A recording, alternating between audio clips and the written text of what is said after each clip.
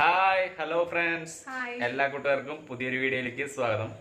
അപ്പോ നമ്മുടെ ബ്ലഡ് ടെസ്റ്റിന്റെ റിസൾട്ട് ഡോക്ടറിനെ കാണിക്കേണ്ട ദിവസം. അപ്പൊ ഇന്നലെ ഞാൻ പോയിട്ടുണ്ടായിരുന്നു. പക്ഷെ ഞാൻ കാണിക്കുന്ന ഡോക്ടറെ എനിക്ക് കാണാൻ പറ്റിയില്ല. എന്ന് വെച്ചാൽ ജസ്റ്റ് ഡോക്ടറിന് എന്തോ ഒരു എമർജൻസി കേസ് വന്ന് ഡോക്ടറെ അപ്പോഴത്തേന് പോയി.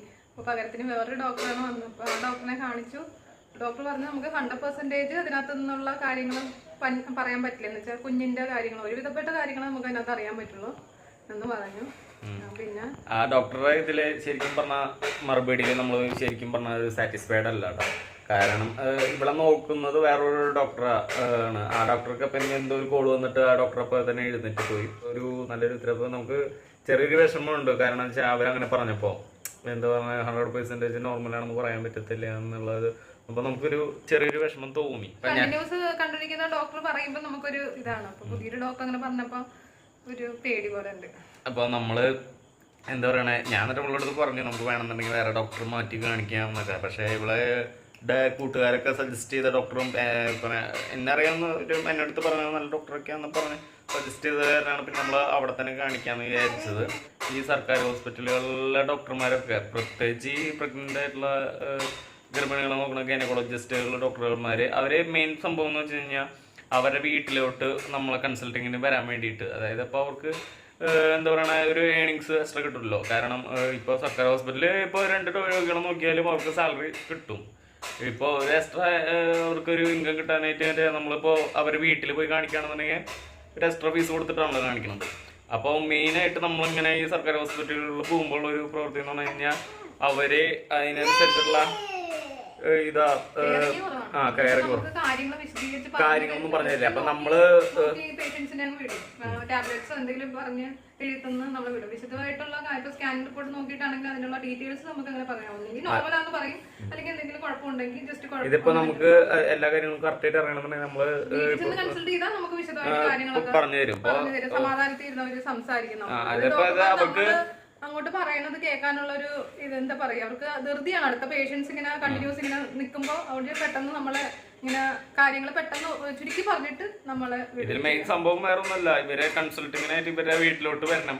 ഇവർക്ക് ആപ്പാനുള്ള ഫീഡ്സ് കിട്ടുള്ളൂ. അല്ലാന്ന് ആണെങ്കിൽ നമ്മൾ ഈ സർക്കാർ ഹോസ്പിറ്റലിൽ പോകുമ്പോൾ അവർക്ക് എന്താ പറയണേ, അതാണ് മെയിൻ സംഭവം.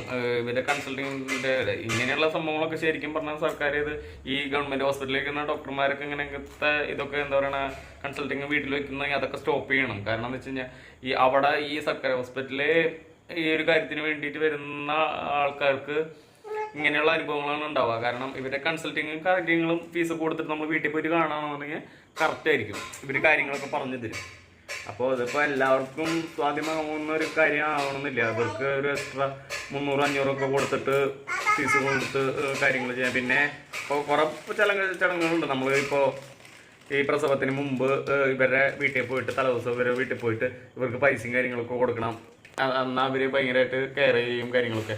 അതൊക്കെ ആണ് ഇപ്പോഴത്തെ കാര്യങ്ങൾ നടക്കുന്നത്. പ്രത്യേകിച്ച് ഈ സർക്കാർ ഹോസ്പിറ്റലുകളുടെ കാര്യമാണ്. ഈ പ്രൈവറ്റ് ഹോസ്പിറ്റലുകളിലാണെങ്കിൽ പിന്നെയും ഇത്തിരി ഇതുണ്ട്. അപ്പോൾ സാധാരണക്കാർക്ക് ഈ പ്രൈവറ്റ് ഹോസ്പിറ്റലിലും കാര്യങ്ങളൊക്കെ എന്താ പറയുക, ബഡ്ജറ്റ് താങ്ങാൻ പറ്റത്തില്ല. അതെന്ന് വെച്ച് കഴിഞ്ഞാൽ റൂമും കാര്യങ്ങളും ഇപ്പോൾ ഞങ്ങളുടെ കാര്യം മാത്രമല്ല സാധാരണക്കാരെ കാര്യങ്ങളുള്ള കാര്യമാണ്. റൂമാണെന്നുണ്ടെങ്കിലും അവിടുത്തെ ഇതിനൊക്കെ നമുക്ക് ഒരുപാട് അതെ. പിന്നെ അതിൻ്റെ കാര്യങ്ങൾ വേറെ, അതായത് വെറുതെ ആവശ്യമില്ല എന്നുണ്ടെങ്കിലും, അതായത് ഈ ഹോസ്പിറ്റലിന് അടുത്തായിട്ട് കുറച്ച് മെഡിക്കൽ സ്റ്റോറുകളും സ്കാനിങ് സെന്ററുകളും ഒക്കെ ഉണ്ടാവും. അപ്പോൾ ഇവര് ഈ വെറുതെ ഓരോ ടെസ്റ്റുകളും കാര്യങ്ങളൊക്കെ ആയിട്ട് പറഞ്ഞിട്ട് ഇവര് എഴുതിവിടും. അപ്പൊ നമ്മൾ ഈ സ്കാനിങ് സെന്ററിലാണെങ്കിലും ചെല്ലുമ്പോൾ ഇവർ ഏത് ഡോക്ടറാണ് എന്താണെന്നൊക്കെ ചോദിച്ചിട്ട് ഇവർ എഴുതിക്കും. അതായത് സംഭവം ഇതൊക്കെ കമ്മീഷൻ ബേസ് കിട്ടാൻ വേണ്ടിയിട്ടാണ് കൂടുതൽ അങ്ങനെയൊക്കെയുള്ള കാര്യങ്ങൾ ചെയ്യുന്നത് ആണ് എനിക്ക് തോന്നിയിട്ടുള്ളത്.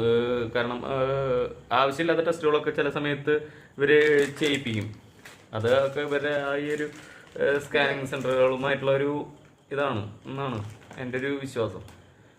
അതുപോലെ തന്നെ ചില മരുന്നുകളൊക്കെ അത് ഇതിൻ്റെ കാര്യത്തിൽ മാത്രമല്ല, നമുക്ക് വേറെ എന്തെങ്കിലും അസുഖങ്ങളും കാര്യങ്ങളൊക്കെ ചെല്ലുമ്പോൾ അവരുടേതായ അടുത്തുള്ള കുറച്ച് മെഡിക്കൽ സ്റ്റോറുകളുണ്ടാവും. അപ്പോൾ ഇന്ന ആ ഹോസ്പിറ്റലിന് ചുറ്റുള്ളത്, അപ്പോൾ അവിടെ മാത്രമേ ഈ മെഡിസിൻസ് കിട്ടുള്ളൂ. അപ്പോൾ അവിടേക്ക് വേണ്ടിയിട്ട് അവരിങ്ങനെ കുറിപ്പിൽ എഴുതി വിടും. അങ്ങനെയൊക്കെയുള്ള കാര്യങ്ങളാണ്. അപ്പോൾ സർക്കാർ ഹോസ്പിറ്റലാണെങ്കിൽ പ്രഗ്നൻ്റ് ആയ ലേഡികൾക്ക് നല്ലൊരു കെയറിങ് കൊടുക്കണം എന്ന് തന്നെയാണ് എൻ്റെ അഭിപ്രായം. പിന്നെ ഈ കാത്തിരിപ്പ്, അതാണ് സഹിക്കാൻ പറ്റാത്തത്. ആ ഇതിനൊന്നും പോരാത്തത് ഞാൻ മുന്നത്തെ വീഡിയോസൊന്നും പറഞ്ഞിട്ടുണ്ട്. സെക്യൂരിറ്റിക്കാരാണ് ഈ സർക്കാർ ഹോസ്പിറ്റലിലത്തെ സെക്യൂരിറ്റിക്കാരാണ് ഈ ഡോക്ടർമാരെക്കാൾക്കും ഹെഡ് വെയിറ്റ് ഉള്ള ആൾക്കാർ. അതുകൊണ്ട് ഭയങ്കര മോശമായിട്ട് ഇപ്പൊ നമ്മളെന്തോ സൗജന്യമായിട്ട് സംഭവം അവിടുത്തെ സർക്കാർ ഹോസ്പിറ്റലില് സൗജന്യ ചികിത്സയും കാര്യങ്ങളൊക്കെ ആയിരിക്കും. പക്ഷെ നമ്മുടെ കയ്യിൽ നിന്ന് കിട്ടുന്ന ടാക്സും കാര്യങ്ങളും അങ്ങനെയുള്ളതൊക്കെ തന്നെയാണ് ഈ സർക്കാരിലേക്ക് വരുന്ന പൈസയും കാര്യങ്ങളൊക്കെ. അപ്പൊ അതിൽ നിന്ന് തന്നെയാണ് ഇവർക്ക് സാലറിയും കാര്യങ്ങളൊക്കെ കൊടുക്കുന്നത്. അപ്പോൾ അതൊന്നും മനസ്സിലാക്കാതെയാണ് സെക്യൂരിറ്റി ജീവനക്കാര് ഈ പറഞ്ഞ മാതിരിയത്തിലുള്ള ഇതാണ്. അപ്പോൾ അങ്ങനെ ഇന്നലെ അപ്പോൾ അങ്ങനെ ഇതൊക്കെ കഴിഞ്ഞപ്പോൾ തീരെ സാറ്റിസ്ഫൈഡ് അല്ല നമ്മള്. ഞാൻ അവളുടെ അടുത്ത് പറഞ്ഞു വേറെ ഡോക്ടർമാരെ വേണമെങ്കിൽ കാണിക്കാം. പിന്നെ ഇവള് പറഞ്ഞു എന്ത് പറഞ്ഞ ഇവളുടെ വീടിന് അടുത്തായത് കൊണ്ടും പിന്നെ ഇവളുടെ ഫ്രണ്ട്സ് ആണെന്നുണ്ടെങ്കിൽ സജസ്റ്റ് ചെയ്തിട്ടുള്ള ഡോക്ടറായ കാരണം പിന്നെ അങ്ങനെ പോണതാ. അങ്ങനെ എന്നിട്ട് ഇവിടെ ഇപ്പോൾ അവസാനം പറയണത് ഇനിയിപ്പോൾ വീട്ടിൽ തന്നെ പോയി കൺസൾട്ട് ചെയ്യാം എന്നാലും അവർ കാര്യങ്ങൾ പറയുള്ളൂ. അപ്പോൾ അത് ശരിക്കും പറഞ്ഞാൽ അത് ഒരാൾക്ക് അങ്ങനെ തോന്നണമെന്നുണ്ടെങ്കിൽ അറിയാലോ ആ ഡോക്ടർമാർ അങ്ങനെയുള്ള രീതിയിലായിരിക്കും ഇവരൊക്കെ കെയർ ചെയ്യണതും കാര്യങ്ങളൊക്കെ. അങ്ങനെ അതായത് നമ്മൾ സ്കാനിങ് എടുത്തിട്ട് സ്കാനിങ് റിപ്പോർട്ട് പോലും അവർ മര്യാദക്ക് റിപ്പോർട്ടുകളൊന്നും മര്യാദയ്ക്ക് നോക്കണ പോലും ഇല്ല അവർ.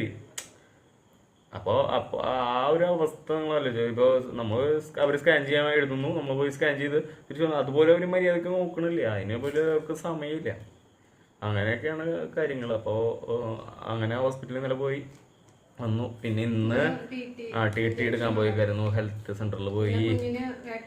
പിന്നെ ഇവന് മോന് വൈറ്റമിൻ്റെ ഇതുണ്ടായിരുന്നു, അപ്പൊ അതിന് പോയി. പുതിയ ഇനിയിപ്പോൾ 5ാം മാസത്തെ സ്കാനിങ് അടുത്ത മാസം ഉണ്ട്. അപ്പോൾ ഇപ്പം എല്ലാവരും പ്രാർത്ഥന ഉണ്ടാവും. പിന്നെ നമ്മുടെ ചാനൽ ആദ്യമായിട്ട് കാണുന്നവരാണെന്നുണ്ടെങ്കിൽ സബ്സ്ക്രൈബ് ചെയ്ത് സപ്പോർട്ട് ചെയ്യണം. നമ്മുടെ വീഡിയോ ഇഷ്ടപ്പെട്ടാൽ ലൈക്ക് ചെയ്യാനും നിങ്ങളുടെ അഭിപ്രായങ്ങൾ എന്തെങ്കിലും ഉണ്ടെന്നുണ്ടെങ്കിൽ അറിയിക്കാനൊന്നും മറക്കരുത് കേട്ടോ. ഇപ്പോൾ വീഡിയോസ് കൂടുതൽ ഷോർട്സ് വീഡിയോസൊക്കെ ഞങ്ങൾ കുറേ ചെയ്തിരുന്നായിരുന്നു. പക്ഷേ ഇപ്പോൾ സമയത്ത് വയ്യാത്തത് കൊണ്ട് ചെയ്യാത്തതാണ്. അപ്പോൾ ഞങ്ങൾ പറ്റുന്ന ദിവസങ്ങളൊക്കെ ചെയ്യുന്നുണ്ട്. അപ്പോൾ എല്ലാവരും സപ്പോർട്ട് ഉണ്ടാവണം. അപ്പോൾ ഇത്രയുള്ള വീഡിയോ. അപ്പോൾ നമുക്ക് അടുത്തൊരു വീഡിയോ ആയിട്ട് അടുത്തൊരു ദിവസം കാണാം. ബൈ.